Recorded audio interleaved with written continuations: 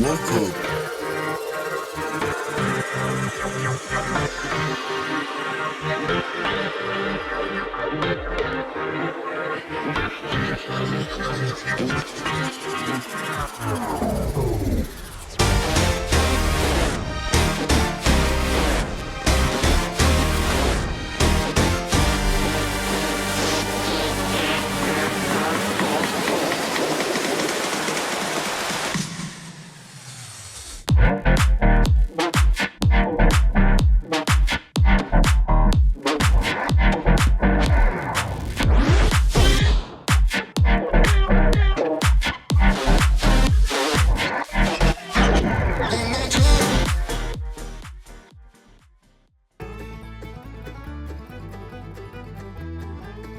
Welcome to the Everything Podcast. I am your host, Chuck Manity.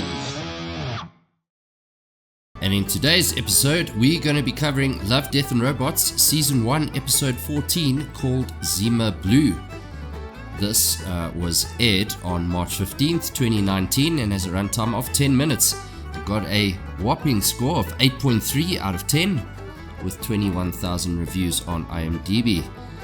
Just a short synopsis. The renowned artist Zima recounts his mysterious past and rise to fame before unveiling his final work. The directors were Gabriella Piniccioli and Robert Valley. The writers were Alistair Reynolds, Philip Gillette and Tim Miller. So the cast for this was Kevin Michael Richardson, he is the voice of Zima, and then Emma Thornett, she is the voice of Claire. So this was based on a short story of the same name by Alistair Reynolds. So without any further ado, let's get right into it. Starts off with the Netflix logo and the title sequence. It opens up with a shot where you see the screen is completely blue. This is obviously foreshadowing to see what's going to happen in the future of this episode.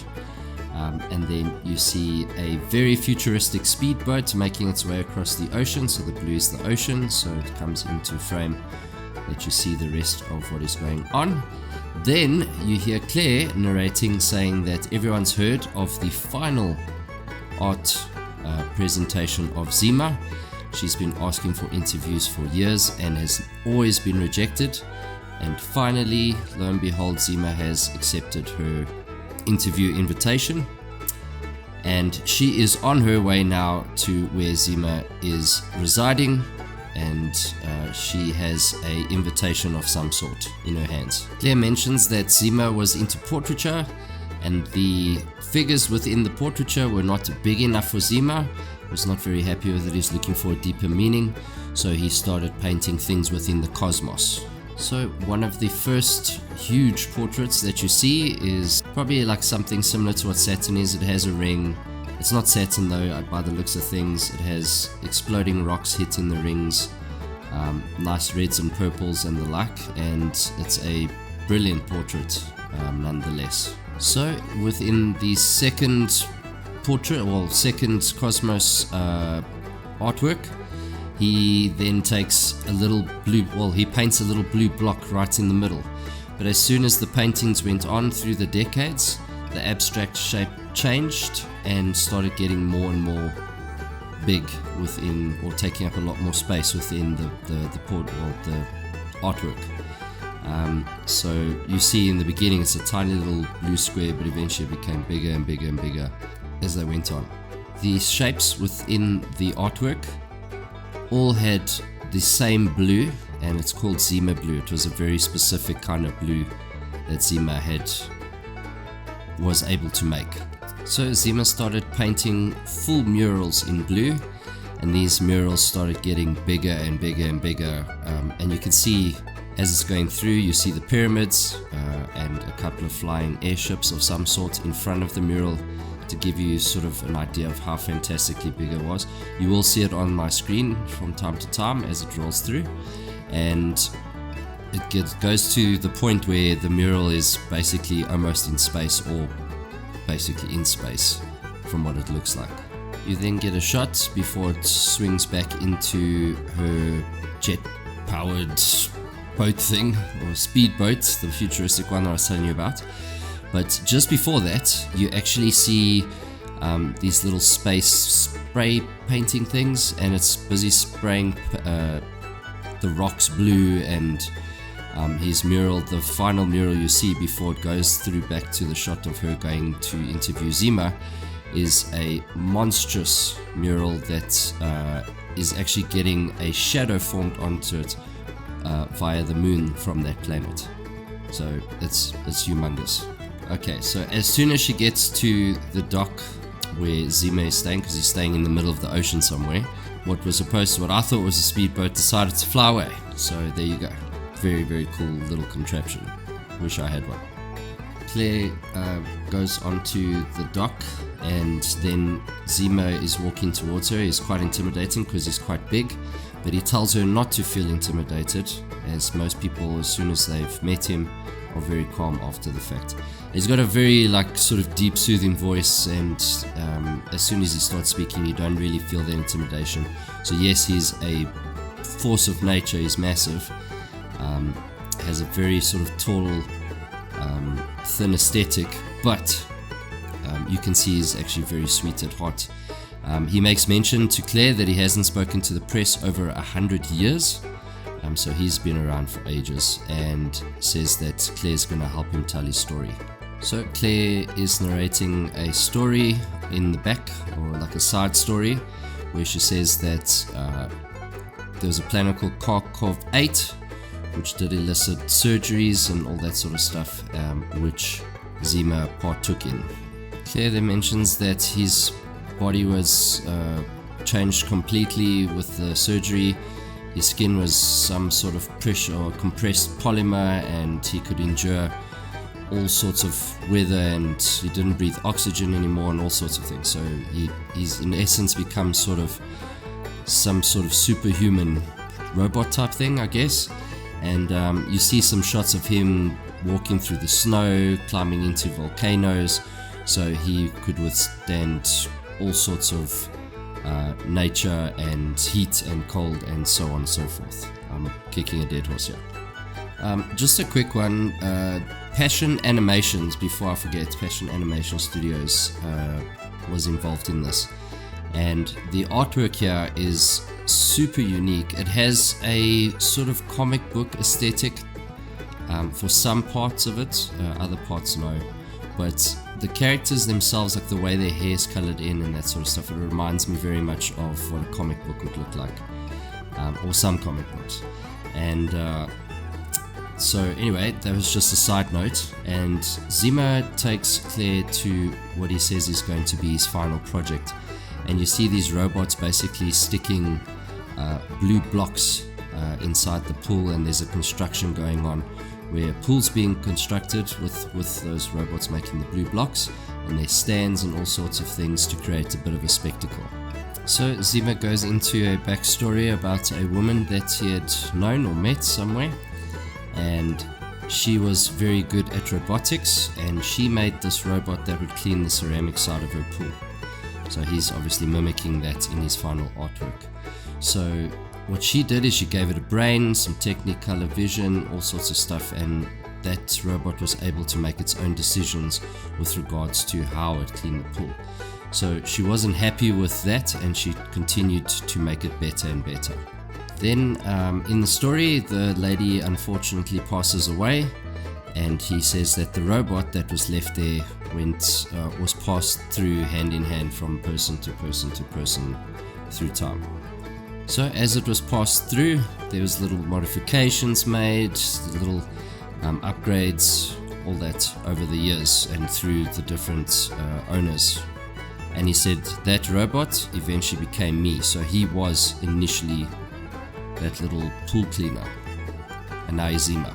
Makes mention to Claire that he actually took that same pool, dug it up, and moved it to this location, and obviously they are refurbing it to make sure it is exactly the same as what he remembers, because remember, as I said before, he had that technicolor vision, he had a whole new system, so he could actually remember exactly what that pool looked like as a little scrubby pool robot. It's a nice little sentiment as well that Zima mentions. Claire has an epiphany, says, hold on a second, this is the blue that you've been painting the whole time? And Zima responds, yes, it's the very first thing that I ever saw. So after the conversation between Claire and Zima, it shoots through to a shot where you see the pool in sort of darkness. It's highlighted on the sides. The stands are very dimly lit to create an illusion of mysteriousness and the like. There's even spaceships in the air busy watching the show. People obviously paying to come and watch his final artwork being revealed. So it's quite a big deal because he's been a massive artist for decades. You then see a spotlight shining on Zima. He's wearing a red sort of gown or coat type thing. And you do get glimpses of the crowd, and all of them are in like a very light blue color, and I think they're dimly lit because they're not important. And I mean, I know that sounds obvious, however, it's not as in not important, but also like they are just a flock. They just not, they have no meaning, from what I can tell at this point. The pool then gets lit up, and the only person you see in some sort of color is Claire. So she's an important part, yes, to the story, but she also has some sort of meaning to what is going on in the story. So the rest of the people, even some of the characters in the back where you first see her looking down at the pool, and she's obviously not very happy because she's met Zima, has some sort of bond with him now, but all the people in the back have some eerie looking faces. And it's not to say that society, that part of society, is evil, but it is to show that when there is some sort of simplicity, which I think is what the story is going towards, like there's a sort of happiness within simplicity, like the simple things, family, friends, love, simple things, nothing complicated, will make you happy. Zima then derobes and dives into the pool. So as he jumps in, you hear narration going, as soon as he dives in, he's going to slowly shut down his higher brain functions, and you see his whole sort of shell start breaking up into smaller pieces till there's nothing left but the original pool cleaner, the little pool scrubby cleaner thing, and that is all that pops out, and the people gasp as they see him dissipating to nothingness, except for that little original machine he was. He uses the words unmaking myself, which I thought was quite interesting. And he also says that he's leaving just enough to appreciate his surroundings, so his original form. I love the way you get that sound as soon as he pops out, and you hear that little click, click, click, click. I don't know if you guys ever heard of a those little things that suck at the bottom of your pool. Can't think of it now. Like a barracuda, we call it, yeah. But it has that clucky, clucky, clucky sound. So it's like you can hear that typical thing that's cleaning a pool. Random, I know, I'm sorry. But it is interesting. He makes mention, and I think this is the premise of the story, is the simplicity of a job well done. When you've done something and finished it and you feel good about it. Just that simple,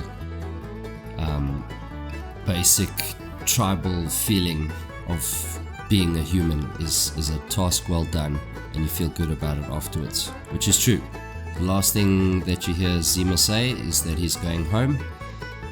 It sort of dims out the shot of the pool, and then you get a shot from the top of the pool solely, because the other one where you could see the crowd kind of like shadowing out, and then you see the pool, and you see Zima making, OG Zima making his way across the pool, and that's all.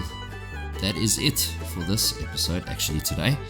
But yeah, like very deep, meaningful stuff. I like it. I do. It's something that I've watched more than once. It is a very well put 10 minutes of story. Not even. I mean, there's credits and intros and all sorts of stuff to make up the 10 minutes runtime. But I mean, to tell to get you invested so quickly. That's what I like about Love, Death and Robots. They get you invested so quickly. The world building, the character building, all that sort of stuff is done so quickly, and you have to really care about these characters for it to have an impact, and they do it brilliantly. So yeah, that's why I enjoyed this. That's why I've opted to do reviews on it at this point. I mean, I know it isn't exactly what you'd call new, but I thought it would be a good one, especially for people who like the show, just to sort of rehash and go, oh yes, I remember that. So yeah, but if you enjoyed this episode, please do comment below. If you enjoyed my review, please do comment below as well. Ben should be back quite soon, for all the fans of Ben, and yeah, he's got a few things in the pipeline which are exciting, so please look out for that. But back to today's episode. That is that for season 1, episode 14 of Love, Death and Robots, the review. If you enjoyed today's episode, please do show us some love by liking, sharing and subscribing. But that is it for today's episode of the Everything Podcast. We'll see you soon. Goodbye.